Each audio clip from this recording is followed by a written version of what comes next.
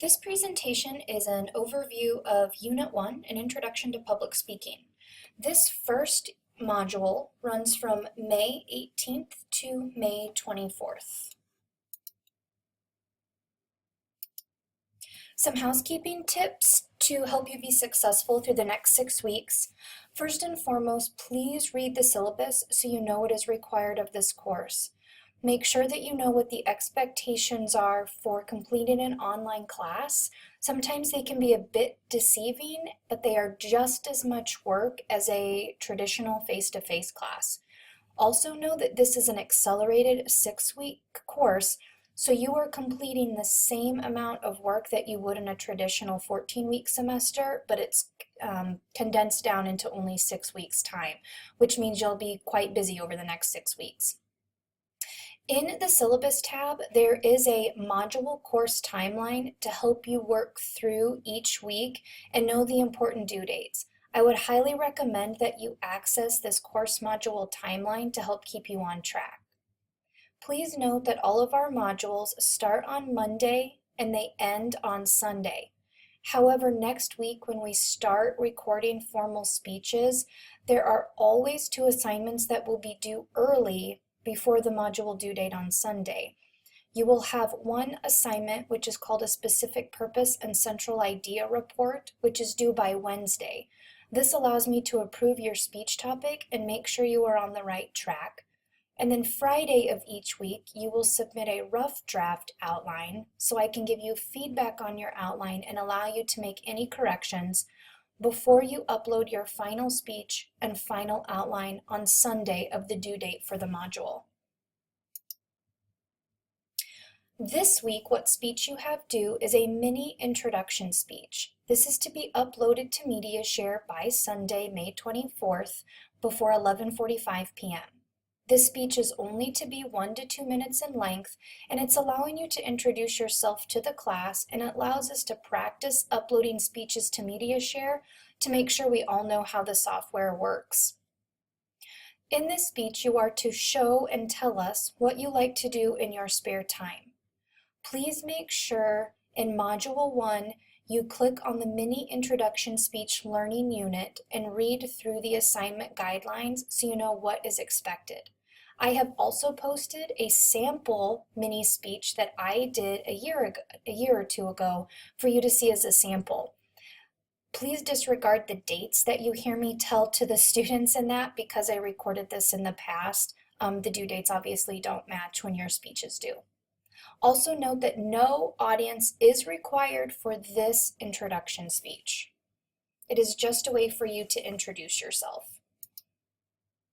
This week, in Module 1, Week 1, you will also complete Chapters 1, 3, 4, and 6. All of the activities and discussion boards that go with these chapters are again due by Sunday, May 24th. In order to navigate the modules, you can see that I've given you some instructions. You just simply click on the weekly module and then you click on the title of the learning unit to access the assignments within. All learning units will begin with reading assignments. Some learning units will have both activities and discussion boards, or maybe they'll just have one or the other.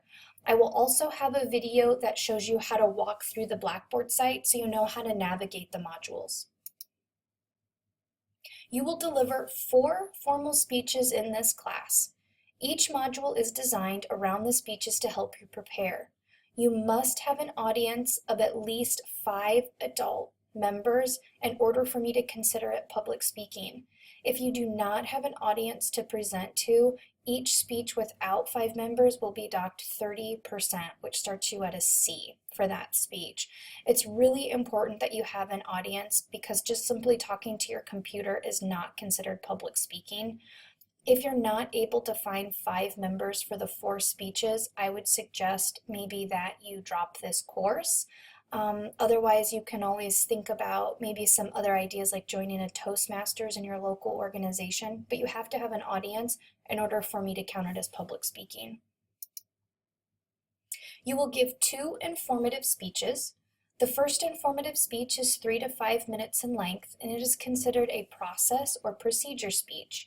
In essence, it's the how-to speech, where you teach the class how to do something or you explain how something works. In this speech, you must use a visual aid. Please know that I understand that some of you may not be able to have a visual aid where a PowerPoint is projected behind you, and that is fine. You have two choices for this first speech. You may use objects, like you will do for your mini speech, and just show us how to do something. For example, maybe you'll show us how to plant a tree, and you'll have a pot with some soil and a tree, and you'll show us how to prepare the pot and then put the tree into the potting soil. Or you can make a PowerPoint and then just simply email me your PowerPoint slides. You'll attach them with your outline, and then I'll grade your PowerPoint that way. The second informative speech is 4 to 6 minutes in length.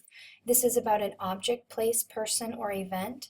You are not to choose a how-to topic because that was for the first speech.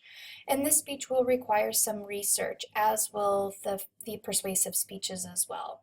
No other speech besides your first one requires you to use a visual aid. You will also give 2 persuasive speeches. The first persuasive speech is also 4 to 6 minutes in length. This must be a policy speech. You must persuade the audience to take action, and all students will use a specific organizational pattern called Monroe's Motivated Sequence. When you get to the learning unit for the first persuasive speech, there is a template and lots of explanation on how to follow this organizational pattern. Please be aware that you should not persuade the audience to not drink and drive, to stop smoking.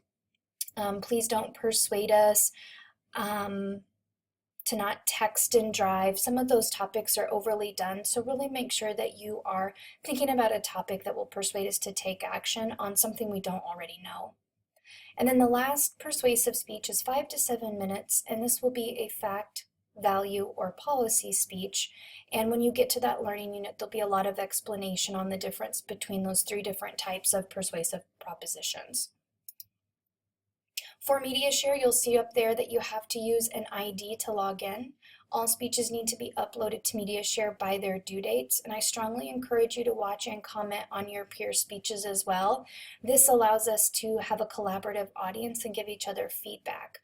However, a backup solution to MediaShare is I will accept speeches uploaded to YouTube. You need to save your link if you use YouTube as unlisted. Do not save it as private or I cannot access it. And do not save it as public unless you want everybody to be able to access it.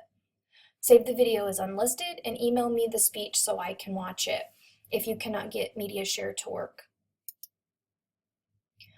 Again, a friendly reminder, Week 1, Module 1, all learning activities, discussion board posts, and the mini introduction speech are due by Sunday, May 24th at 11:45 p.m. You are to upload that mini introduction speech to MediaShare by Sunday. Again, this makes sure that I know all students know how to use MediaShare, and then you get to introduce yourself to your peers. No late assignments are accepted for an online course. No technology excuses are accepted for an online course. You have chosen to take a class online, which means you are responsible for staying up to date for all the due dates and making sure that you have technology that works. If your technology does not work, then you need to find a backup, such as going to a library and using a computer or coming to campus to use the facilities here. And just to let you all know what I will be doing this week, in case some of you are curious while you're working on homework, my husband and I are getting ready to move to Lincoln, Nebraska to a small rental house that we owned. And this is a picture of our living room. So we are doing a lot of renovation work, painting, fixing up the fireplace and whatnot. So maybe I'll be sharing some before and after photos with all of you so you can see our new home as we get ready to move into it this summer. Hope you all have a great week, and please contact me with any questions or concerns.